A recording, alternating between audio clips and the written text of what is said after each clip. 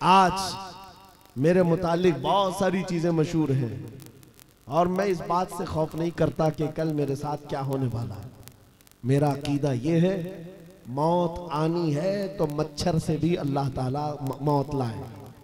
मौत आनी है, चूंटी और मच्छर से भी आदमी मर जाएगा, और नहीं आनी है तो मोदी योगी से भी नहीं आएगी।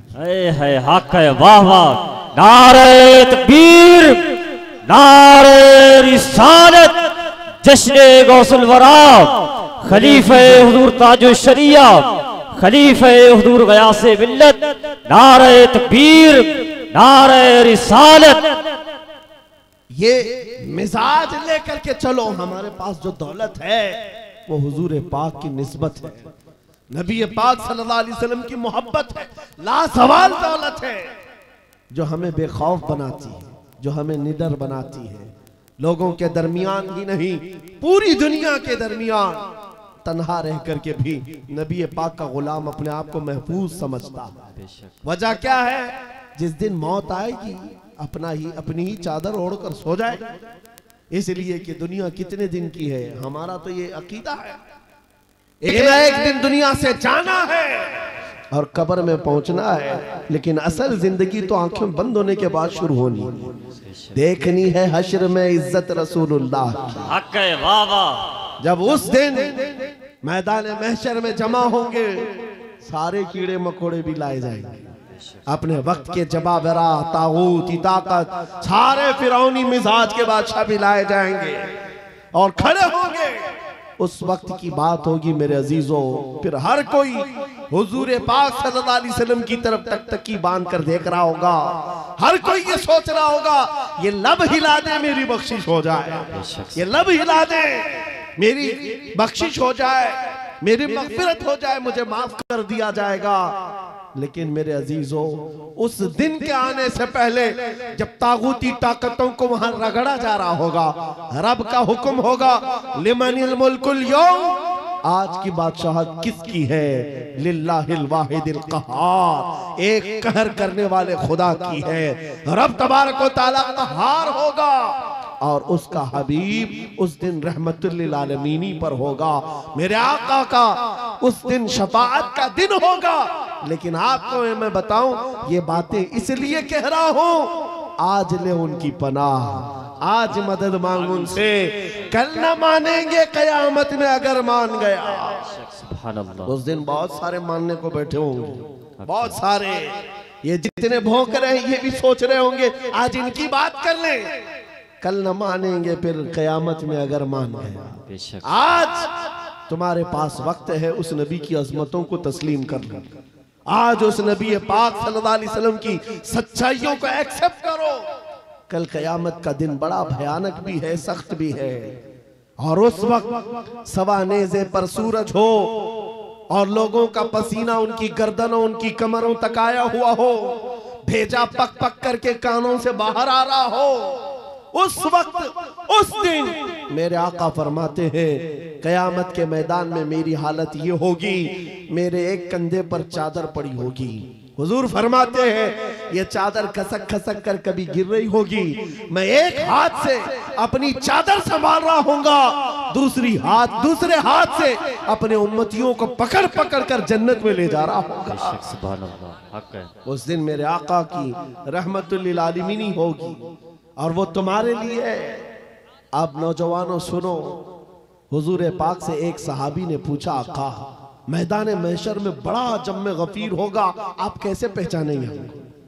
बहुत सारे, उसमें मूसा अलैहिस्सलाम की उम्मत भी, ईसा अलैहिस्सलाम की उम्मत भी, इब्राहिम अलैहिस्सलाम की उम्मत भी, इस्माइल अलैहिस्सलाम की उम्मत भी, सारे नबियों की उम्मतें हैं। मेरे आका क्या फरमाते हैं, सुनो, तुम्हारे वजू के आज़ा, वजू करते हो कि नहीं करते हो?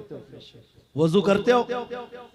सुनो, हदीस पाक सुना रहा हूं। मेरे आका फरमाते हैं वजू करने के वक्त तुम दोनों हाथ धोते हो और चेहरा भी धोते हो, ये जो दिखने वाले हैं, मसा भी करते हैं और पैर भी धोते हैं।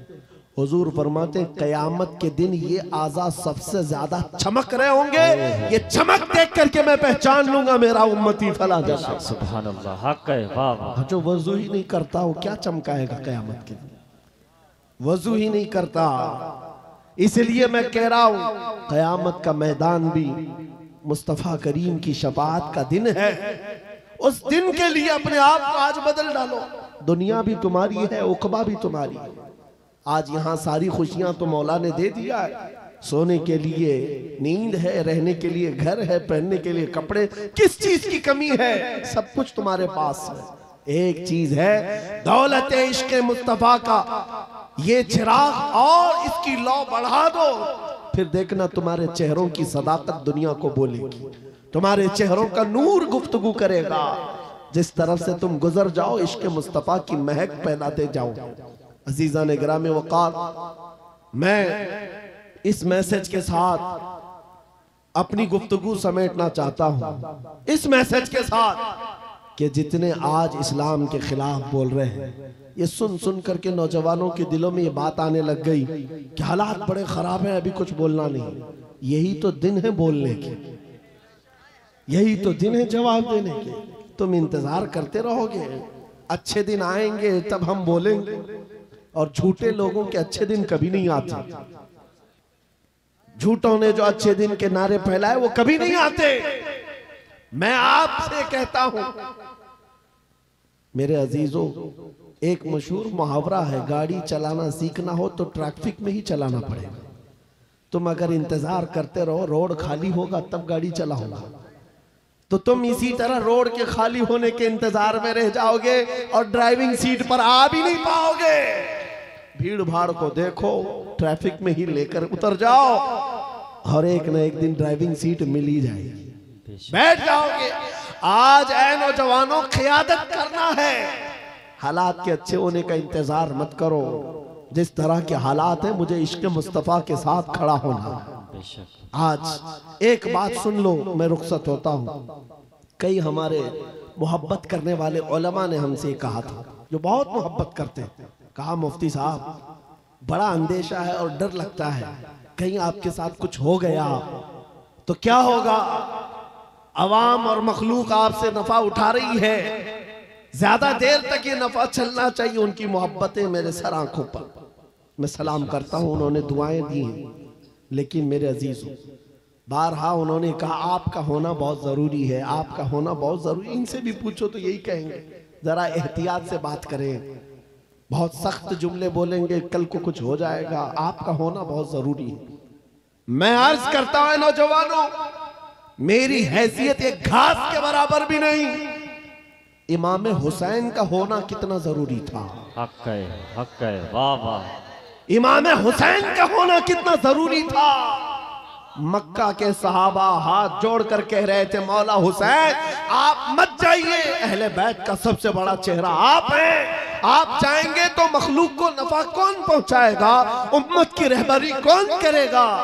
इमाम हुसैन ने सबकी सुनी थी, सबकी सुनी और कहा, बल्कि मक्का से निकलने के वक्त छोटी मोटी जंगें भी हो गई थी, चाहने वालों से ही जो रास्ता रोक रहे थे, मत जाइए मत जाइए, आपका होना बहुत जरूरी है। मेरे अजीजों, ये मिजाज हुसैनी था जो ये बता रहा था कि मसलहत के साथ खामोशी के साथ जी लेंगे और 8 साल 10 साल, लेकिन अगर जालिमों के वक्त खामोश रह गए, कल की नस्लें इतनी बुज़दिल हो जाएंगी, वो ये समझने लग जाएंगी जो ऐरा गैरा भौंकना चाहे भौंक सकता है। हमारे बड़ों ने कभी जवाब नहीं दिया तो हम क्या जवाब देंगे? अजीज़ान गिरामी वक़ार, आपका ये गुलाम और ये फकीर सिर्फ इतना जज्बा लेकर चलता है, कल को मुझसे अगर कोई उलझता है, मेरी फांसी हो जाए, मेरी जेल हो जाए, मुमकिनात में से है, मगर इस बात का मैं खौफ नहीं रखता। कल के बाद हमारी नस्लें आएंगी, वो इतनी बात तो जरूर कहेंगी कि जब नबी पाक की शान में कोई कुत्ता भौंक रहा था तो हमारे बाप दादाओं में से कोई आलिम खड़ा होकर जवाब तो दे रहा था। नारे तकबीर, नारे रिसालत, मसलके आला हज़रत, मुहाफ़िज़े नामुसे रिसालत, शेरे अहले सुन्नत, मशाइखे काल्पी शरीफ। आने वाली नस्लों का ईमान मजबूत होगा। नौजवान बच्चे कल को ये तज़किरा करेंगे, एक वक्त था जब हर जगह पर हुजूर की शान में, कुरान की शान में, रब की शान में, इस्लाम की शान में ऐरा गैरा नत्थू खेरा बोलने लग जाए। मेरे अजीजों, अगर खामोश मिजाजी इसी तरह की बनाई गई तो आने वाले लोगों के दिलों में ऐसी बुज़दिली आ जाएगी कि कल को ये हुजूर का नाम लेने से भी डरने लग जाएं, कुरान की बात करने में खौफ खाने लग जाएं। नहीं मेरे अजीजों, ऐ नौजवानों, मैं इसलिए चीख चीख करके जा रहा हूँ, इसलिए खुलेआम डंके की चोट पर बोल बोल करके जा रहा हूँ। कटना है तो एक सर कटेगा, लेकिन अकीदा ये बोलता है इस्लाम जिंदा होता है हर करबला के बाद। हक है, वाह वाह, नारे तकबीर, नारे रिसालत, लब्बैक लब्बैक लब्बैक या रसूल अल्लाह, लब्बैक लब्बैक लब्बैक या रसूल अल्लाह। बस बात इतनी है, इस बात का खौफ नहीं, डर नहीं है। इंशाअल्लाहुल अजीज इस दीन का मुहाफिज अल्लाह करीम किसी न किसी को पैदा करेगा और ये दीन चलता रहेगा। लेकिन ये हालात रकम कर दिए जाएंगे, ये तारीख लिखी जाएगी। हुजूर पाक सल्लल्लाहु अलैहि वसल्लम, आपको पता है आज से तकरीबन मेरे अंदाजे के मुताबिक 600-700 साल पहले की तारीख लिखी हुई है। बगदाद के ततारियों की तारीख, जिन्होंने पूरे मुसलमानों को खत्म किया था। बादशाह ने कई उलमा को, मुसलमानों को बेड़ियों में कैद करके लाकर अपने दरबार में खड़ा किया था और उनके सामने एक ईसाई पादरी को लाकर कहा कि इनके नबी की शान में गालियां दो। पैसा देकर के गालियां दिलवाई जा रही थी, गालियां दे रहा था। लेकिन दरबार में बादशाह का एक कुत्ता था जो सोने की जंजीर से बंधा रहता था। और जब वो ईसाई पादरी हुजूर की शान में गालियां देने लगा, बयान करने लगा, कुत्ता भौंकने लगा। दरबारी कुत्ता था, बादशाह का कुत्ता था। ये सही रिवायत है, अल्लामा इब्ने हजर अस्कलानी ने लिखा है। कहा बहुत हो गया तो कुत्ता जंजीर तोड़ करके निकल आया और उसके सीने पर चढ़ गया, दम जदन में फाड़ कर 2 टुकड़े कर। उसकी हैबत ऐसी थी उस कुत्ते की। बादशाह खड़ा हो गया, दरबारी खड़े हो गए, सिपाही खड़े हो गए। ये मंजर देखकर कोई कुत्ते के करीब आना नहीं चाह रहा है। कुत्ते ने किसी और को नहीं काटा, सिर्फ और सिर्फ उस गुस्ताखे रसूल को जो नबी की शान में भौंक रहा था। औलिया कामिलीन, उलमाए सलफ सालिहीन ने लिखा है उस एक कुत्ते के किरदार से दरबार में मौजूद 10,000 लोगों ने इस्लाम कबूल कर लिया था। हक है, वाह वाह, नबी की आजमत को कबूल कर लिया था। 600 साल गुजर गए, 700 साल गुजर गए, लेकिन तारीख में वो कुत्ते का नाम आज भी महफूज है। क्यों? इसलिए कि नबी पाक की नामूस की तरफ उंगली उठाया तो जानवर होकर के भी हुजूर की दिफा के लिए, इज्जत के दिफा के लिए खड़ा हो गया। आज है नौजवानों, तुम तो उम्मती हो, तुम तो रसूल पाक के गुलाम हो। तुम्हारे लिए मेरे आका ने रात रात भर रोए हैं। तुम्हारे लिए बख्शिश का सवाल कितनी मर्तबा मेरे रब से किया है। तुम्हारे बारे में मेरे आका फरमाते हैं, तुम्हारे तलवों में कांटा भी चुभ जाए तो दर्द मुझे भी होता है। तुम्हारा रिश्ता नबी से बहुत गहरा है। तुम जानवर नहीं हो, तुम इंसान हो। तुम्हारे लिए मेरे आका पूरी रात रोते थे, मेराज में रब से सवाल करते थे, उम्मती उम्मती कहते दुनिया से भी आप रुखसत फरमा गए। ऐ नौजवानों, अगर हुजूर की उन यादों का, उन निस्बतों का कुछ पासो लिहाज है तुम्हारे पास तो खड़े हो जाना। ये मत देखना मेरे मुकाबिल में कौन बोल रहा है, मेरे मुकाबिल में कितने बड़े तख्त पर बैठा हुआ है, कौन गुंडा राज कर रहा है, कौन तागूती नमरूद फिरौन बैठा है। ये हरगिज़ नहीं देखना। अपने ईमान और अपने अखलाक की जिम्मेदारी ये है, मैं नबी का कुत्ता हूँ, सामने जो भी आएगा उसके छाती पर चढ़ करके उसको भौंकूंगा, वाह वाह, उसका जवाब दूंगा। या रसूल अल्लाह, या रसूल, आला हजरत, आला हजरत। हमारा ये तेवर, हमारा ये मिजाज सिर्फ और सिर्फ उन लोगों के लिए है जिनके अंदर खुजली ज्यादा है और हुजूर पाक नामों से रिसालत, इस्लाम, कुरान और दीन पर उंगलियां उठाते।